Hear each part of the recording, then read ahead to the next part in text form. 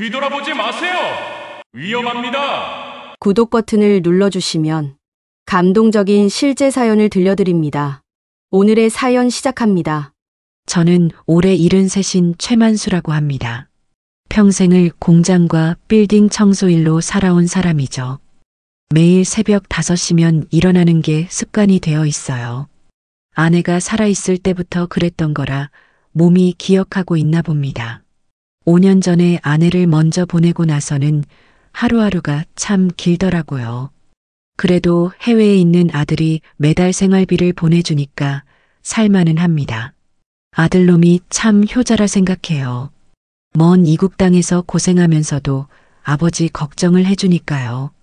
아들이 미국으로 이민 간 지도 벌써 10년이 넘었어요. 처음에는 적응하느라 힘들어했는데 이제는 그쪽에서 자리를 잡았나 봅니다. 매달 빠지지 않고 보내주는 생활비가 그 증거죠. 아들 덕분에 노후 걱정 없이 살고 있어요. 매달 첫째 주가 되면 꼭 하는 일이 있습니다. 은행에 가서 아들이 보낸 해외 송금이 들어왔는지 확인하는 거죠. 이게 제 한 달의 유일한 일정이라고 할 수 있어요. 다른 건 딱히 할 일이 없거든요. 은행에서 통장을 정리하고 생활비로 쓸 돈을 좀 뽑아오는 게 전부예요. 그래도 이 시간만큼은 기분이 좋아져요. 아들이 저를 생각해주는 마음을 느낄 수 있으니까요.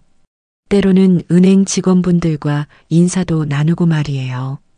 오늘도 평소처럼 낡은 점퍼를 입고 은행으로 향했습니다. 3월 초순이라 아직 쌀쌀한 바람이 불어서 옷깃을 여몄어요. 동네 한 바퀴 돌아서 가는 길이니까 천천히 걸었습니다. 급할 것도 없고 운동도 할 겸해서 말이에요. 걸어가면서 생각해보니 오늘은 좀 특별한 날이네요. 며칠 전에 여동생 영희한테서 전화가 왔거든요. 오빠, 큰아들이 식당을 차리려고 하는데 자금이 좀 부족하대. 영희가 말하길 제가 좀 도와줄 수 있겠냐고 물어봤어요. 영희의 큰아들이 식당을 차린다니 반가운 소식이었어요. 그 아이가 요리에 관심이 많다는 건 알고 있었거든요. 젊은 나이에 자기 사업을 시작한다니 대견하더라고요. 저야 뭐 혼자서는 돈 쓸 일도 별로 없는데 가족이 어려우면 도와줘야죠. 영희네는 아들만 둘이 있어요. 큰아들은 성실한 편이고 막내 진우는 어릴 때부터 똑똑하기로 소문났죠. 진우는 대학도 좋은 곳을 나와서 해외에서 일한 경험도 있어요. 집안에서는 천재라고 불렸을 정도로 머리가 좋았거든요. 그런데 진우가 해외에서 돌아온 후로는 좀 달라진 것 같았어요. 예전처럼 가족 모임에 자주 나오지도 않고요. 영희 말로는 사업을 한다고 하는데 정확히 뭘 하는지는 모르겠다고 하더라고요. 요즘 젊은이들 일은 어른들이 이해하기 어려운 게 많으니까요. 진우가 해외에서 일할 때는 정말 자랑스러웠어요. 명문대를 나와서 외국 회사에서 인정받는 조카가 있다는 게 뿌듯했거든요. 그런데 왜 갑자기 돌아왔는지는 영희도 정확히 모른다고 했어요. 큰 돈을 벌 기회가 있어서 돌아왔다고만 하더래요. 은행까지 가는 길에 동네 아저씨들이 몇 명 보였어요. 만수 씨, 어디 가세요? 은행 좀 다녀오려고요. 요즘 사기가 많다니까 조심해요. 특히 전화 사기 말이에요. 사기라니 저 같은 늙은이를 누가 속이겠어요. 별로 가진 것도 없는데 말입니다. 그냥 웃으면서 손을 흔들고 지나갔어요. 하지만 요즘 정말 그런 일이 많다는 이야기는 자주 들어요.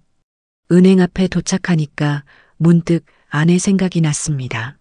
살아있을 때는 항상 같이 왔었거든요. 여보, 아들이 또 돈 보냈나 봐요.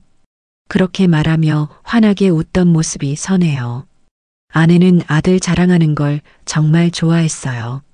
우리 아들이 미국에서 잘 살고 있나 봐요. 은행에서 송금 확인을 할 때마다 그런 말을 했죠. 지금은 혼자지만 그래도 아들이 보내준 마음만으로도 충분히 행복합니다. 은행 문을 밀고 들어서니 평소보다 사람이 좀 많아 보였어요. 번호표를 뽑고 의자에 앉아서 기다렸습니다. 요즘은 은행 업무도 복잡해져서 시간이 많이 걸리더라고요. 예전에는 그냥 통장만 들고 가면 됐는데 지금은 신분증도 챙겨야 하고요. 그런데 영희가 어제 또 전화를 했었죠. 오빠, 내일 진우도 그 동네에 볼 일이 있다고 하더라고요. 진우가 제가 사는 동네 근처에 볼 일이 있다니 신기했어요. 생각해보니 진우를 본 지도 꽤 오래됐네요. 마지막에 본 게 언제였더라? 아, 작년 추석 때였나? 그때도 잠깐 인사만 하고 바쁘다고 갔었어요. 그때 진우를 보면서 뭔가 달라진 느낌이 들었어요. 예전에는 순수하고 밝은 모습이었는데 좀 날카로운 인상으로 변했달까요? 옷차림도 화려해지고 액세서리도 많이 차고 있더라고요. 사업을 해서 돈을 많이 번 모양이라고 생각했었어요. 영희 말로는 진우가 요즘 돈을 꽤 벌고 있다고 하더라고요. 무슨 사업을 하는지는 자세히 안 알려주는데 잘 되고 있는 것 같아. 그런 말을 했었죠. 젊은 나이에 성공하는 거 보니까 역시 똑똑한 애는 다르구나 싶었어요. 요즘 젊은 애들은 다 그런가 봅니다. 인터넷이니 뭐니 해서 어른들이 모르는 방법으로 돈을 벌더라고요. 진우도 그런 쪽으로 재능이 있나 보다 생각했었죠. 하지만 가끔 너무 바쁘게 사는 건 아닌가 걱정되기도 했어요. 은행 대기실에서 번호를 기다리며 주변을 둘러봤습니다. 젊은 사람들은 다들 스마트폰을 보고 있고요. 저 같은 나이 든 사람들은 그냥 멍하니 앞을 보고 있어요. 세상이 참 빨리 변한다는 생각이 들었습니다. 문득 아들이 보낸 돈으로 영인의 큰아들을 도와주는 게 맞나 싶었습니다. 아들이 열심히 번 돈인데 제 마음대로 써도 되는 건가 싶더라고요. 하지만 가족이잖아요. 어려울 때 서로 도와주는 게 당연하다고 생각해요. 그렇게 생각하고 있는데 갑자기 뒤에서 누군가 저를 부르는 소리가 들렸습니다. 삼촌. 돌아보니 진우가 환하게 웃으며 손을 흔들고 있어요. 우연히 진우를 이곳에서 만나다니 참 신기했어요. 그러고 보니 어제 영희와 통화하면서 진우가 이 동네에 볼 일이 있다는 얘기를 했었던 것 같네요. 진우는 여전히 깔끔하게 차려입고 있었습니다. 정장 차림에 구두도 반짝반짝하고 시계도 비싸 보였어요. 역시 해외에서 일해본 사람은 다르다는 생각이 들었어요. 성공한 젊은이의 모습이었죠. 삼촌, 여기서 뭐 하세요? 아, 아들이 보낸 돈 확인하러 왔지. 아, 그러시구나. 저도 근처에 일 때문에 왔어요. 여기서 다 뵙고 정말 우연이네요. 진우는 제 옆자리에 앉더니 이런저런 이야기를 꺼냈어요. 요즘 어떻게 지내시는지, 건강은 괜찮은지 물어보고요. 참 오랜만에 듣는 따뜻한 말들이었습니다. 가족의 관심을 받는다는 게 얼마나 고마운지 몰라요. 삼촌, 엄마한테 들었는데 저희 형이 이번에 식당을 차린다고 하더라고요. 응, 그래. 그런데 자금이 좀 부족하다고 하더라. 저한테 얘기했으면 제가 도와줬을 텐데 저 요즘 사업이 잘 돼서 여유가 좀 있거든요. 진우의 말에 마음이 좀 놓였습니다. 역시 똑똑한 놈이라 제 앞가림은 잘하는 게 대견했죠. 가족끼리는 이렇게 서로 돕고 살아야 하는 거 아니겠어요. 진우가 성공해서 형까지 도울 수 있다니 기특했어요. 그런데 진우와 이야기를 나누는 동안 뭔가 이상한 기운을 느꼈습니다. 은행 직원 한 명이 계속 저를 쳐다보는 것 같았어요. 처음에는 그냥 지나가다 본 건가 했는데 자꾸 시선이 느껴지더라고요. 마치 저를 주시하고 있는 것 같았습니다. 그 직원은 40살 정도로 보이는 남자였습니다. 키가 크고 건장한 체격에 정직해 보이는 인상이었어요. 이름표를 보니 강도훈이라고 되어 있었어요. 다른 직원들과 뭔가 다른 분위기였어요. 그 직원이 다른 직원들과 작은 목소리로 이야기를 나누고 있었어요. 가끔 제 쪽을 보면서 심각한 표정을 짓더라고요. 뭔가 문제가 있는 건가 싶어서 불안해지기 시작했습니다. 은행에서 무슨 일이 생긴 건 아닌지 걱정됐어요. 진우는 계속 자연스럽게 대화를 이어가고 있었어요. 삼촌이 이번에 형한테 돈 좀 빌려주실 거라고 어머니가 그러시던데 정말 감사해요. 뭘 가족끼리 당연한 거지. 그런데 진우의 말투가 평소와 좀 달랐습니다. 너무 자연스러워서 오히려 부자연스럽다고 해야 할까요? 마치 무슨 대본을 읽는 것 같은 느낌이 들었어요. 왜 이렇게 자세히 물어보는 걸까요? 그런데 삼촌, 오늘은 얼마나 인출하실 생각이세요? 진우의 질문에 뭔가 섬뜩한 기분이 들었습니다.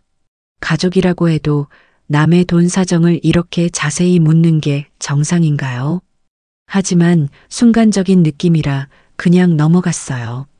글쎄, 얼마나 필요한지 잘 모르겠네. 일단 영희한테 물어봐야겠다. 아, 제가 형이랑 먼저 이야기해 봤는데 1,000만 원 정도면 될 것 같다고 하더라고요. 1,000만 원이라면 적지 않은 돈이긴 했어요. 하지만 식당 차리는데 그 정도는 들어갈 수 있겠죠. 저야 먹고 사는데 아직은 지장이 없으니까 돈이 급한 사람에게 빌려주는 건 당연하다고 생각했어요. 은행 안에 고객이 많다 보니 대기 시간이 슬슬 길어졌습니다. 잠시 화장실에 다녀오겠다고 진우가 자리를 비우자 멀리서 지켜보고 있던 은행 직원 한 명이 제 근처로 슬며시 다가왔습니다. 그리고는 자연스럽게 제 뒤편에 기대앉으며 작은 목소리로 말을 걸어왔습니다. 실례합니다. 잠시만 제 말씀 좀 들어주세요. 그 은행 직원은 다른 곳을 쳐다보면서 이야기를 했습니다. 목소리가 작고 조심스러웠어요. 다른 사람들이 듣지 못하게 하려는 것 같았습니다. 저는 좀 당황했습니다. 은행 직원이 갑자기 와서 말을 거는 게 처음이거든요. 네, 무슨 일이신가요? 혹시 제 계좌에 문제라도 생긴 건가 싶었어요. 그 은행 직원이 주변을 한번 둘러보더니 작은 메모지를 제 손에 슬쩍 넣어 주었어요. 지금은 자세히 말씀드릴 수 없지만 뒤돌아보지 마세요. 그리고는 낮은 목소리로 위험합니다라고 속삭였어요. 제 귀에만 들릴 정도로 작은 목소리였죠. 순간 등골이 서늘해졌습니다. 위험하다니 도대체 무슨 일인 거죠? 은행에서 무슨 위험이 있다는 건가요? 강도라도 들어온 건 아닌지 주변을 슬쩍 둘러봤어요. 메모지를 펼쳐보니 이렇게 적혀 있었어요. 절대 두리번거리지 마시고 평소처럼 행동해 주세요. 곧 상황을 설명드리겠습니다. 글씨체가 급하게 쓴 것 같았는데 내용은 분명했어요. 뭔가 심각한 상황인 것 같았습니다. 손이 떨렸습니다. 70 넘은 나이에 이런 일을 당할 줄이야. 하지만 그 은행 직원의 진지한 표정을 보니 장난이 아닌 것 같았어요. 정말 위험한 상황인 건가요? 가슴은 쿵쿵 뛰고 머리에는 식은 땀이 올라오기 시작했습니다. 그 사이 화장실에 갔던 진우가 자리로 돌아와 제 옆자리에 앉았습니다. 진우는 여전히 환하게 웃으며 이런저런 이야기를 하고 있었습니다. 삼촌, 오늘 날씨가 참 좋죠? 놀러 가기 딱 좋은 날씨예요. 응, 그러네. 오늘 같은 날은 드라이브 나가서 하루 종일 놀다 오면 좋을 것 같아요. 그렇겠네. 평소 같으면 자연스럽게 대답했을 텐데 목소리가 굳어 있는 게 느껴졌어요. 그 은행 직원은 진우가 물을 마시러 다시 자리를 비운 사이 또다시 제게 귓속말로 속삭였어요. 곧 제가 상담실로 모시러 오겠습니다. 그때까지 평상심을 유지해 주세요. 그리고는 자연스럽게 자리를 떠났습니다. 마치 일반적인 은행 업무를 보는 것처럼 행동했어요. 상담실이라니 도대체 무슨 일인지 감이 안 잡혔어요. 제가 뭘 잘못한 게 있나 생각해 봤는데 딱히 떠오르는 게 없었습니다. 세금도 꼬박꼬박 내고 법도 잘 지키며 살아왔거든요. 평생 남에게 피해 준 일도 없는데 말이에요. 진우가 물을 마시다 말고 갑자기 제 어깨를 톡톡 쳤어요.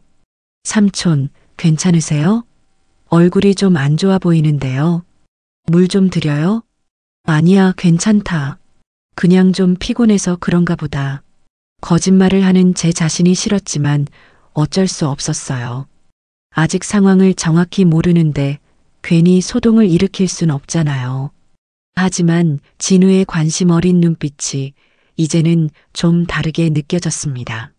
그런데 주변을 자세히 보니 정말 이상한 점들이 눈에 들어왔습니다.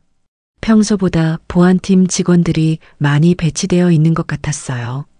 그리고 몇몇 사람들이 계속 저를 주시하는 것 같은 느낌이 들었습니다. 마치 저를 감시하고 있는 것 같았어요. 출입구 근처에도 평소보다 사람들이 많이 서 있었어요. 은행 직원 같기도 하고 아닌 것 같기도 하고 뭔가 준비된 상황 같은 느낌이 들었습니다. 정말 무슨 일이 벌어지고 있는 거죠. 진우는 계속 자연스럽게 대화를 이어가고 있었어요. 하지만 이제는 그 자연스러움이 오히려 의심스러웠어요. 너무 완벽하게 연기하는 것 같달까요? 마치 누군가를 속이려고 하는 것 같은 느낌이었습니다. 그때 그 은행 직원이 다시 제게 다가왔습니다. 고객님, 잠시 상담실로 모셔도 될까요? 다른 사람들이 들을 수 있도록 큰 소리로 말했어요. 마치 평범한 은행 업무처럼 보이게 하려는 것 같았습니다. 아, 네. 알겠습니다. 저도 자연스럽게 일어났어요. 하지만 가슴이 쿵쾅쿵쾅 뛰고 있었습니다. 진우가 물어봤습니다.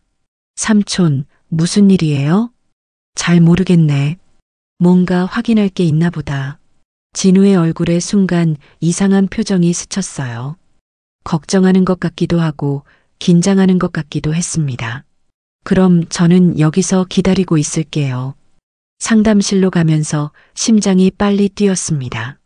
70년 넘게 살아오면서 이런 긴장감을 느껴본 적이 언제였을까요? 다리가 후들후들 떨렸어요. 은행 직원이 상담실 문을 열어주며 조심스럽게 말했어요. 안으로 들어가세요. 곧 모든 걸 설명드리겠습니다. 상담실에 들어서니 다른 직원 2명이 더 있었어요. 모두 진지한 표정이었습니다. 이제 정말 심각한 일이구나 하는 생각이 들었어요. 이런 분위기는 처음 경험해 보는 거였습니다. 그 은행 직원이 의자를 권했습니다. 앉으세요.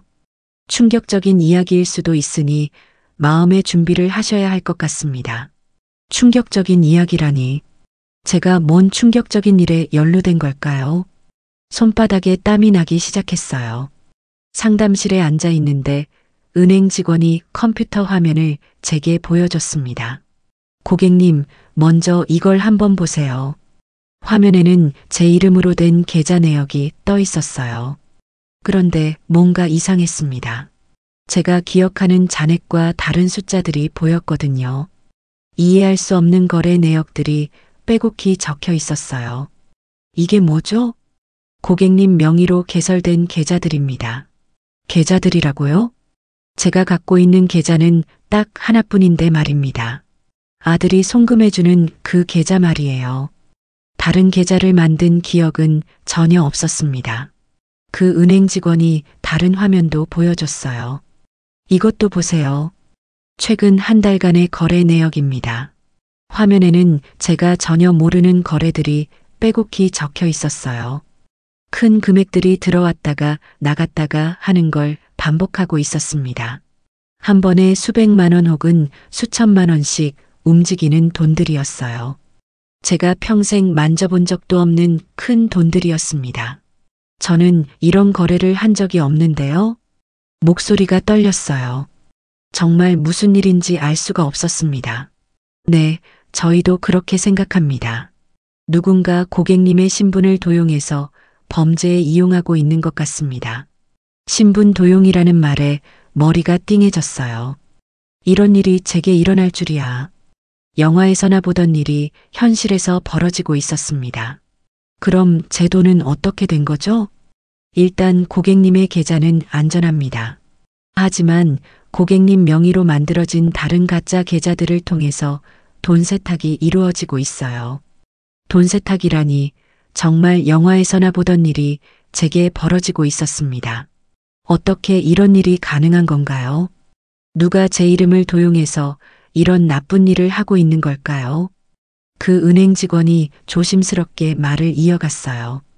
고객님, 혹시 최근에 누군가에게 신분증이나 개인 정보를 알려준 적이 있으셨나요? 생각해봤지만 딱히 기억나는 게 없었어요. 없는 것 같은데요. 정말 조심스럽게 살았는데 어떻게 이런 일이 생겼을까요? 그럼 가족 중에 고객님의 정보를 알 수 있는 사람이 있나요? 가족이라니. 갑자기 진우 얼굴이 떠올랐습니다. 하지만 설마 진우가 그런 일을 할 리는 없겠죠. 가족인데 그런 나쁜 짓을 할 리가 없어요. 가족들이야 당연히 알죠. 하지만 그런 나쁜 일에 연루될 사람들은 아니에요. 은행 직원이 한숨을 쉬더니 더 심각한 표정을 지었습니다. 고객님, 사실 저희는 이미 범인이 누군지 알고 있습니다.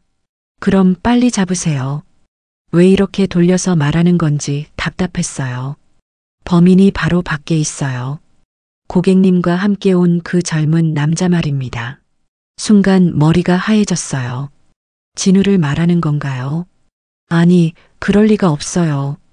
제 조카가 범죄자일 리 없잖아요. 그건 제 조카인데요. 최진우라고. 네, 맞습니다.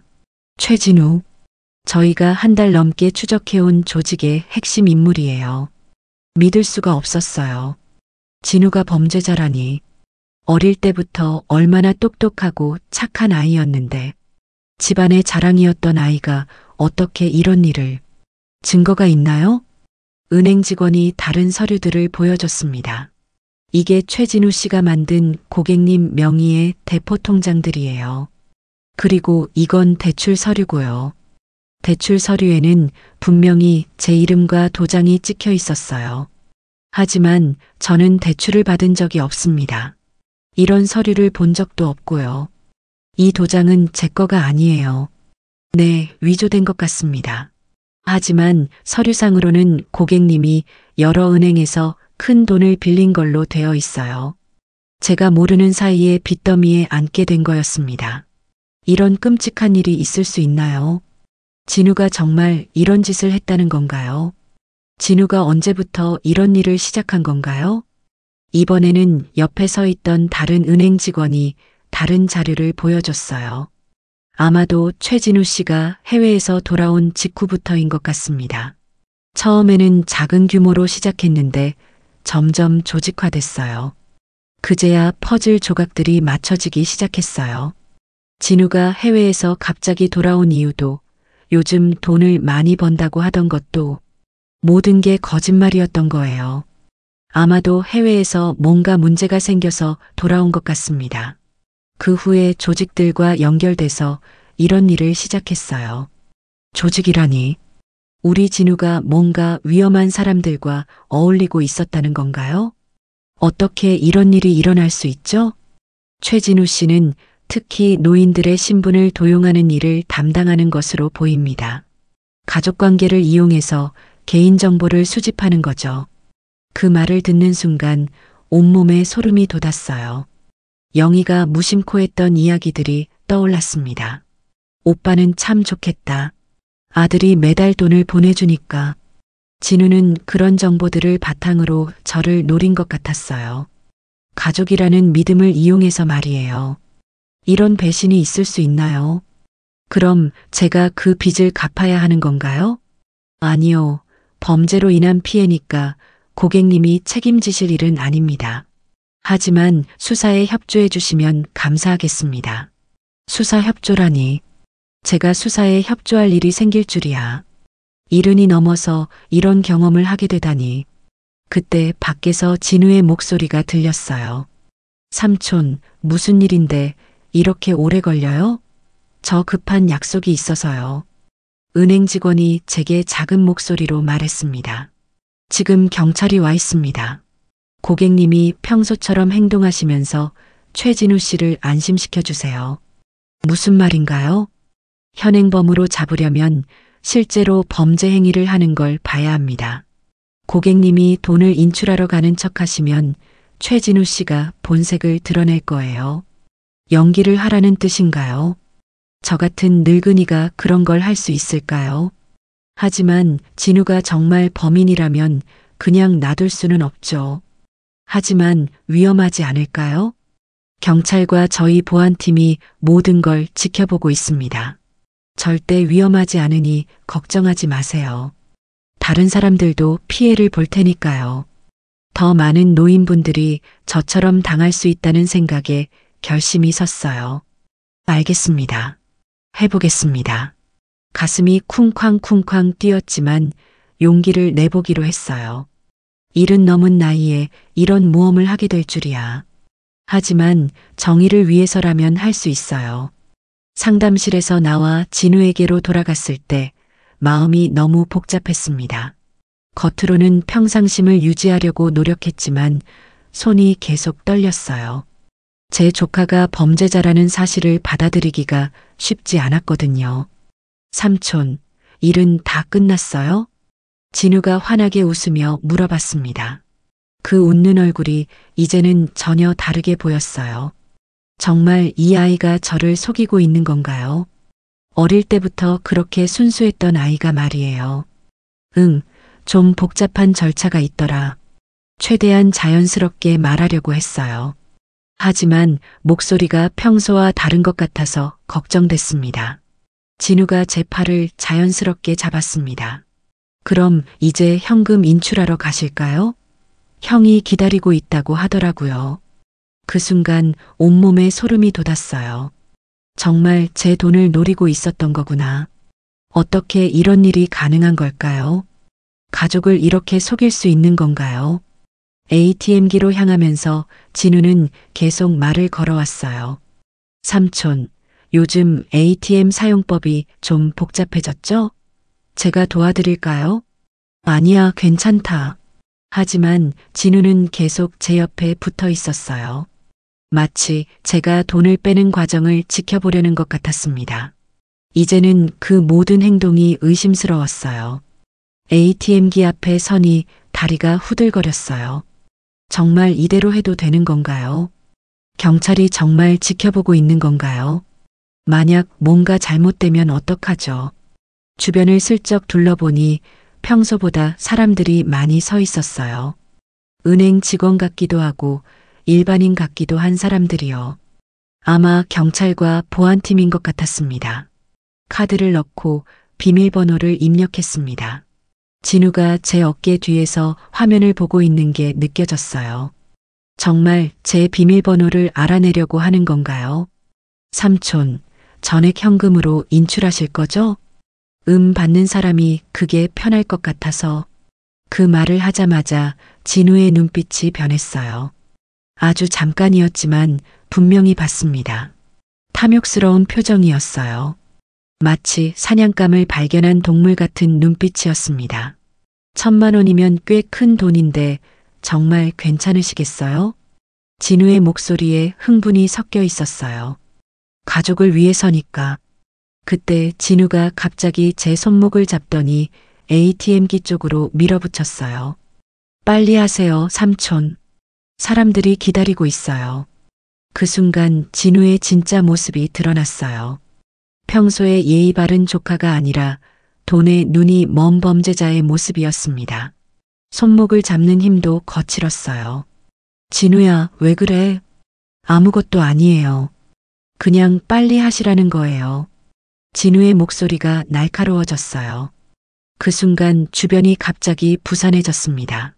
여러 명의 사람들이 저희 쪽으로 다가오는 게 보였어요. 경찰이었습니다. 정말 지켜보고 있었구나. 경찰입니다. 최진우 씨, 당신을 체포합니다. 진우의 얼굴이 순간 하얘졌어요. 뭐가 어떻게 된 거예요? 완전히 당황한 표정이었습니다. 경찰이 진우의 손에 수갑을 채우기 시작했어요. 혐의는 신분 도용과 대포통장 제작, 그리고 사기 미수입니다. 진우가 제게 절망적인 눈빛으로 돌아봤어요. 삼촌, 이건 오해예요. 정말 오해라고요. 저는 아무것도 안 했어요. 누군가 저를 모함하는 거예요. 하지만 경찰은 계속해서 진우의 권리를 고지하고 있었습니다. 묵비권이 있으며 변호사를 선임할 권리가 있습니다. 저는 그 장면을 멍하니 바라볼 수밖에 없었어요. 꿈 같은 일이었습니다. 제 조카가 경찰에 붙잡히는 걸 보게 될 줄이야. 진우가 계속 항변했어요. 삼촌, 뭐라고 말씀 좀 해주세요. 저는 아무 짓도 안 했잖아요. 저희 삼촌이 현금 찾는 걸 옆에서 도와드리던 거라고요. 하지만 그 말들이 더 이상 제 마음에 와닿지 않았어요. 이미 모든 증거가 나왔으니까요. 은행 직원이 보여준 그 서류들이 다 사실이었으니까요. 그런데 갑자기 진우가 경찰의 손을 뿌리치고 도망가기 시작했어요. 잡아라. 경찰들이 소리쳤지만 진우는 이미 은행 출입구 쪽으로 뛰어가고 있었습니다. 진우는 정말 빨랐어요. 젊은 나이답게 순식간에 출입구에 도달했습니다. 하지만 거기에도 이미 경찰들이 기다리고 있었어요. 완전히 포위된 상황이었죠. 어딜 가려고. 출입구를 지키던 경찰이 진우를 막아섰어요. 진우는 다른 쪽으로 방향을 틀어서 도망가려 했지만 소용없었어요. 은행 안 곳곳에 경찰들이 배치되어 있었거든요. 정말 치밀하게 계획된 작전이었습니다. 진우야, 그만해. 저도 모르게 소리쳤어요. 더 이상 도망가봤자 소용없다는 걸 알았거든요. 진우가 잠깐 멈춰서더니 저를 돌아봤어요. 그 눈빛에는 절망과 분노가 섞여 있었습니다. 삼촌이 저를 팔아넘긴 거군요. 진우야, 내가 뭘 어떻게 했겠니? 내가 잘못한 거지. 결국 진우는 구석에 몰려서 체포됐어요. 더 이상 도망갈 곳이 없었거든요. 경찰들이 양쪽에서 접근해서 수갑을 채웠습니다. 나요. 저는 아무것도 안 했어요. 진우가 계속 소리쳤지만 소용없었어요. 그 은행 직원이 제게 다가왔어요. 고객님, 정말 수고하셨습니다.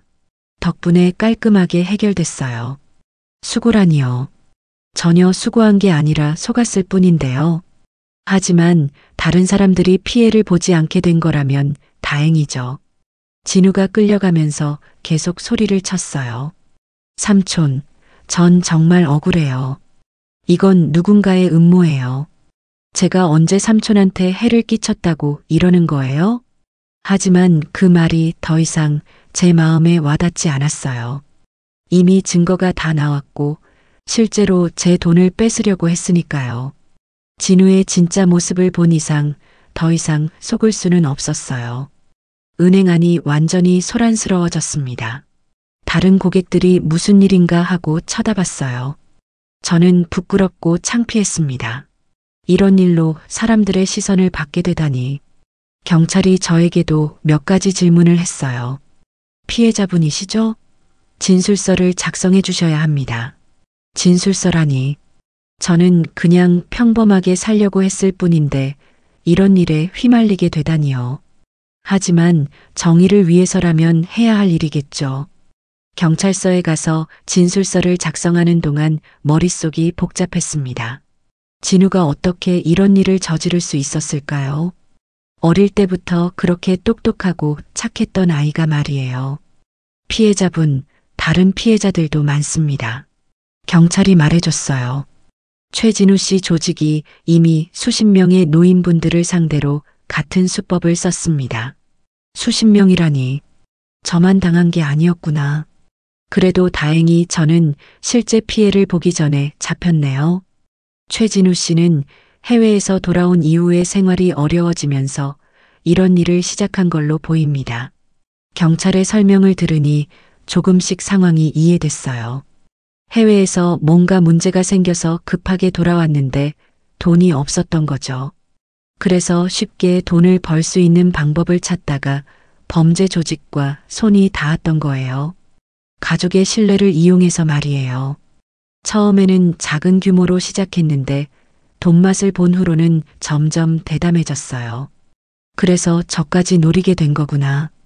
영희가 무심코 한 이야기들이 진우에게는 정보가 된 거죠. 오빠가 매달 은행에 가서 아들 송금 확인한다는 말이 범죄에 이용된 거예요. 진술서를 다 작성하고 나니 해가 기울어지고 있었어요. 아침에 평범하게 시작된 하루가 이렇게 극적으로 끝나다니 정말 예상할 수 없는 일이었습니다. 집으로 돌아가는 길에 영희에게 전화를 해야 한다는 생각이 들었어요. 하지만 뭐라고 말해야 할지 모르겠더라고요. 당신의 막내 아들이 범죄자라고 말할 수는 없잖아요. 며칠 후 그 은행 직원이 저를 따로 만나자고 연락했어요. 진우 사건이 어느 정도 정리된 후였죠. 고객님께 꼭 말씀드리고 싶은 게 있습니다. 은행 직원과 조용한 카페에서 만났어요. 사실 저에게는 특별한 이유가 있어서 이번 일을 도와드린 겁니다. 특별한 이유라니요? 무슨 말인지 궁금했어요.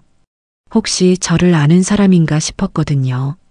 혹시 저를 기억하시나요? 그 은행 직원의 얼굴을 자세히 들여다봤지만 기억이 나지 않았어요. 나이가 들어서 그런가 요즘 기억력이 예전 같지 않거든요. 젊은 사람들 얼굴은 다 비슷비슷하게 보이기도 하고요. 죄송합니다. 잘 기억이 안 나네요. 은행 직원이 씁쓸하게 웃었어요. 그럴 만합니다. 워낙 오래된 일이니까요. 15년 전 일이네요. 15년 전이라면 제가 58살 때네요. 그때도 청소 일을 하고 있을 때였어요. 아직 아내도 살아 있었고 몸도 지금보다 훨씬 건강했죠. 15년 전에 신혼집 전세 보증금을 잃어버렸던 사람 혹시 기억하시나요? 갑자기 기억이 스쳐 지나갔어요. 정말 오래된 일이네요. 혹시 그때 그 사람이 당신인가요? 네, 맞습니다. 그때 일이 떠올랐어요. 어떤 젊은 남자가 술에 취해서 전세 보증금 3천만 원을 어디에 떨어뜨렸다고 울고불고 했거든요. 온 동네가 다 뒤집어졌었어요. 신혼부부가 그렇게 절망하는 모습을 보니까 마음이 아팠었죠. 아, 그래요. 기억나네요. 정말 힘든 시간이었을 거예요. 그때 저는 새벽부터 해질 때까지 쓰레기장을 뒤졌어요. 혹시나 해서 말이에요. 젊은 부부가 그렇게 절망하는 모습을 보니까 그냥 지나칠 수가 없었거든요. 다른 사람들은 다 포기했는데 저만 끝까지 찾았었죠. 정말 고마웠어요. 아직도 그때 일을 잊을 수가 없어요.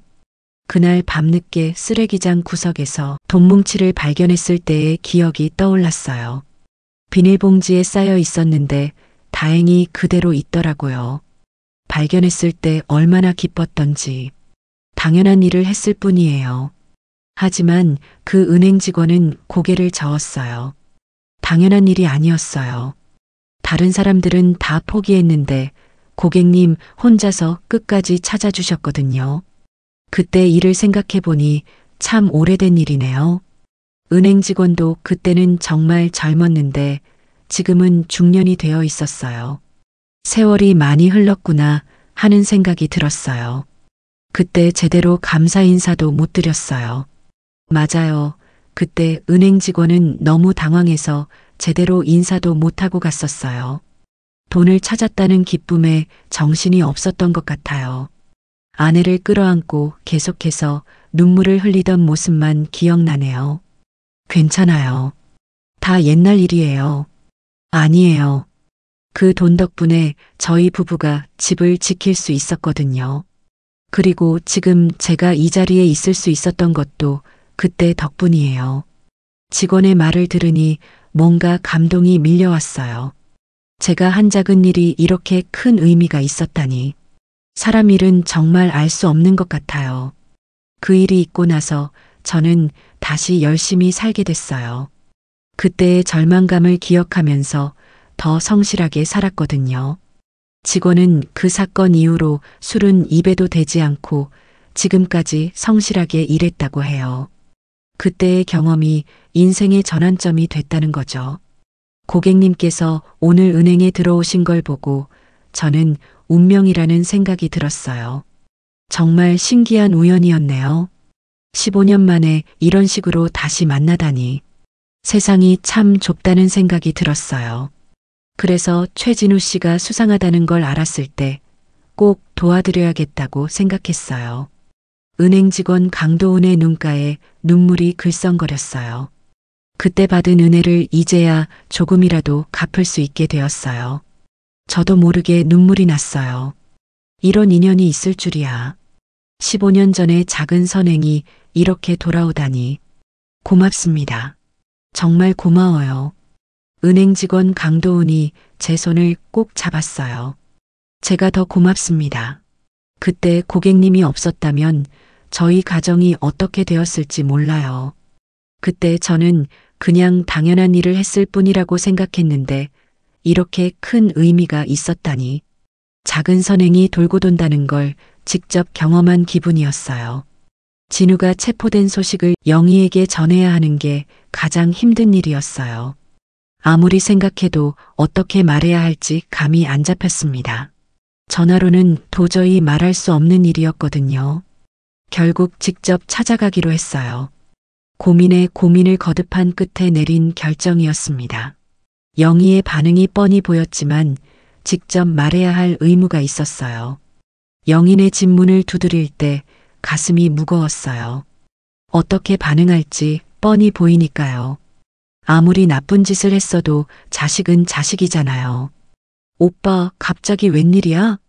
영희가 반갑게 맞아줬어요. 평소와 다름없는 모습이었죠. 거실에 앉아서 한참 말문이 트이지 않았어요. 어디서부터 어떻게 말해야 할지 몰랐습니다. 영희는 차를 끓여주며 이런저런 이야기를 했어요. 요즘 진우가 사업이 잘 된다네. 이번에 자기도 형네 식당에 들어갈 가구를 사주겠다고 하더라고. 그 말을 듣자 가슴이 더 무거워졌어요. 영희는 아직 아무것도 모르고 있는 것 같았어요. 진우가 무슨 짓을 저지르고 다니는지 전혀 모르는 눈치였어요. 영희야, 진우 일로 할 말이 있어. 영희의 표정이 순간 굳어졌어요. 왜? 진우한테 무슨 일이라도 있어? 진우가 경찰에 잡혔어? 뭐라고? 영희가 벌떡 일어났어요. 믿을 수 없다는 표정이었죠. 찻잔이 바닥에 떨어져서 깨지는 소리가 났어요. 무슨 소리야?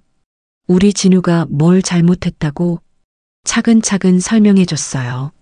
진우가 어떤 일을 저질렀는지, 제가 어떻게 피해를 당할 뻔했는지, 신분 도용이니 대포통장이니 하는 어려운 말들을 최대한 쉽게 설명했어요. 영희는 듣는 내내 고개를 저었어요. 아니야, 그럴 리 없어. 우리 진우는 그런 아이가 아니야. 진우가 해외에서 성공해서 돈도 많이 벌고 있는데 왜 그런 짓을 하겠어? 영희야, 이미 증거가 다 나왔어. 경찰도 확인했고. 증거가 뭐 어때? 누군가 우리 진우를 모함한 거야. 영희의 목소리가 점점 커졌어요. 영희의 반응은 예상했던 그대로였어요. 자식을 믿고 싶어하는 어머니의 마음이니까요. 하지만 현실을 받아들여야 했습니다. 내가 직접 봤어. 진우가 내 돈을 빼려고 하는 걸. 그제야 영희가 주저앉으며 울기 시작했어요. 그럴 리가 없어.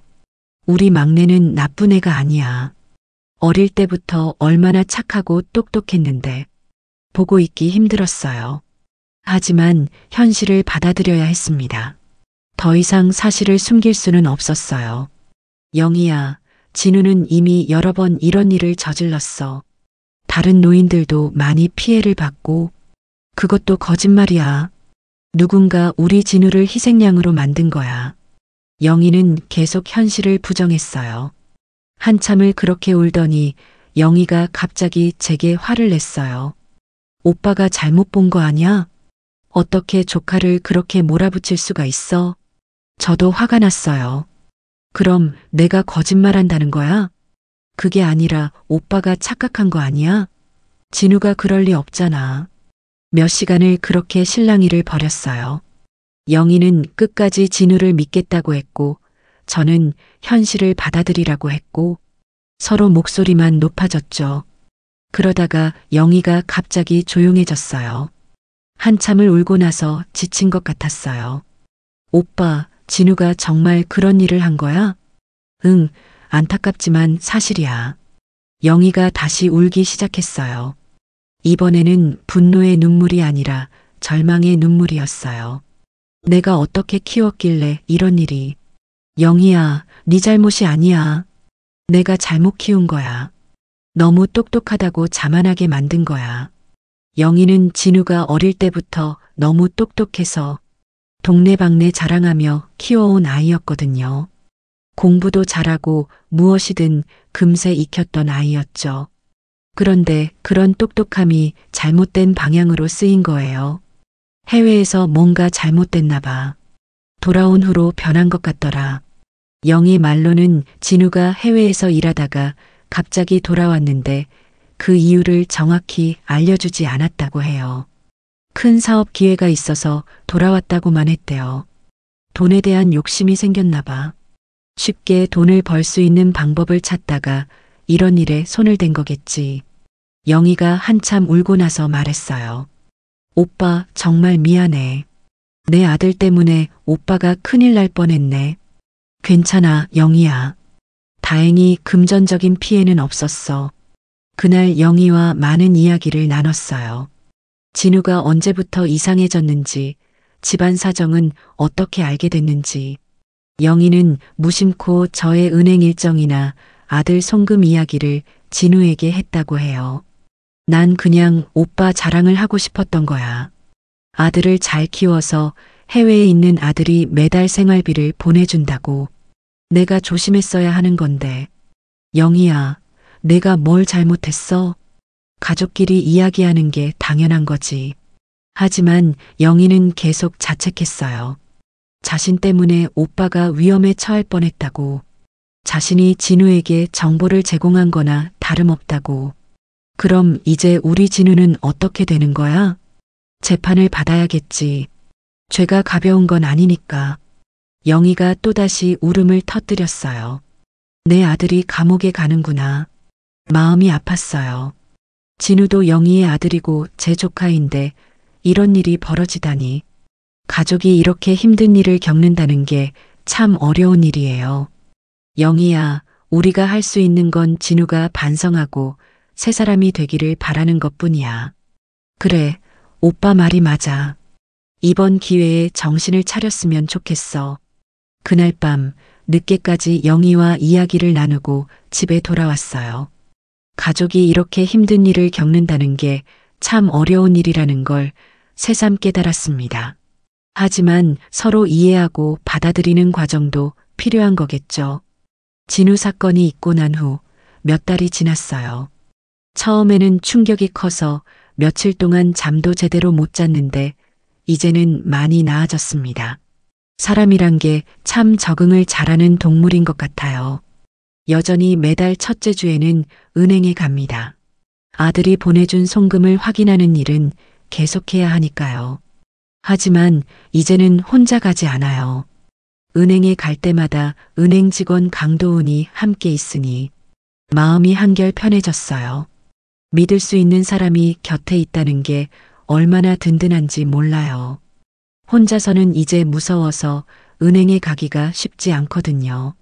진우 일이 있고 나서 사람을 믿는 게 조심스러워졌어요. 그래도 강도훈 같은 좋은 사람도 있다는 걸 알게 되어서 다행이에요. 세상에는 나쁜 사람만 있는 건 아니니까요. 아버님, 오늘은 같이 점심 먹고 가시죠. 은행 일을 마치고 나면 도훈이 항상 밥을 사줘요. 제가 받은 은혜를 갚아야죠. 처음에는 부담스러웠는데 이제는 자연스러워졌어요. 도훈이도 저도 서로의 존재가 고마웠던 것 같아요. 나이 차이는 있지만 마음이 통하는 친구가 생긴 기분이에요. 밥을 먹으면서 이런저런 이야기를 나누죠. 도훈의 가족 이야기, 제 옛날 이야기들.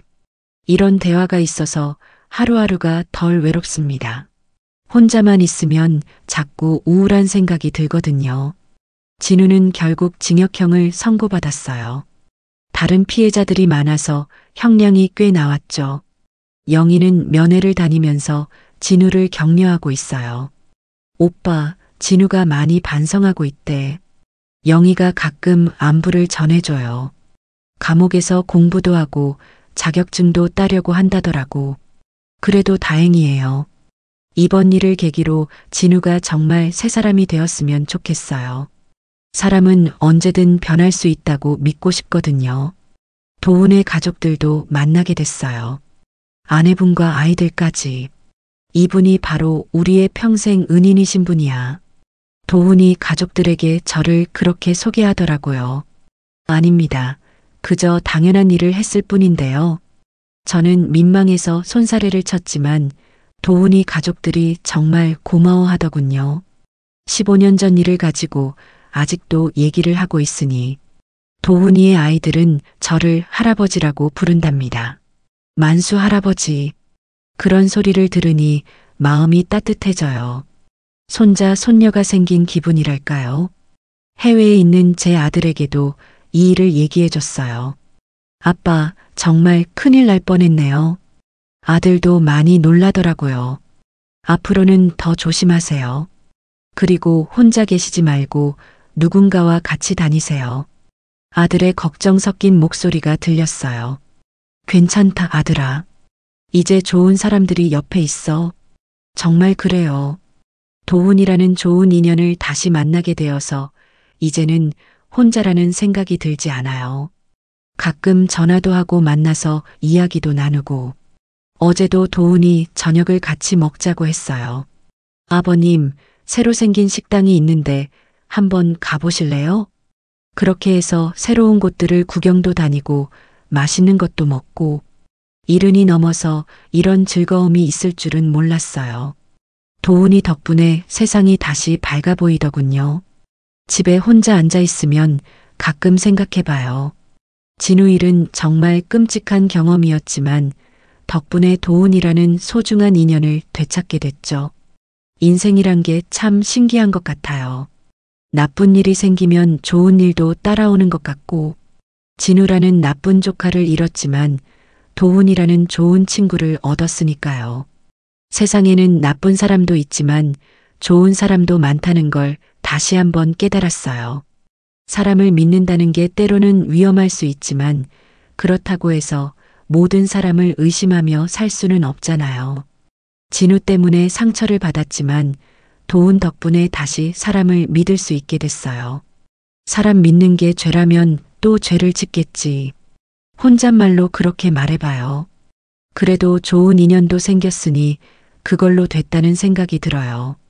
도훈 같은 사람이 있어서 세상이 아직 살만하다고 느껴집니다. 15년 전에 작은 선행이 이렇게 돌아오다니 정말 신기해요. 내일도 도훈이 연락을 줄 거예요. 아버님, 날씨가 좋은데 공원이라도 산책하실까요? 그런 일상이 있다는 게 얼마나 행복한지 몰라요. 70년 넘게 살아오면서 이제야 진짜 친구를 얻은 기분입니다. 나이가 들어서도 새로운 인연을 만날 수 있다는 게 감사해요. 아내가 살아 있었다면 이 이야기를 들려주고 싶었을 텐데. 여보, 우리한테도 이런 좋은 일이 생겼어요. 그렇게 말했을 거예요. 하지만 지금도 충분히 감사해요. 남은 인생을 혼자 보내야 한다고 생각했는데 이렇게 좋은 벗을 만나게 되다니. 도움과 함께하는 시간이 제게는 새로운 희망이 되고 있어요. 세상은 정말 알 수 없는 곳이에요. 나쁜 일과 좋은 일이 함께 찾아오는 곳. 그래도 끝까지 희망을 잃지 않고 살아가야겠어요. 선행은 언젠가 돌아온다는 걸 직접 경험했으니까요.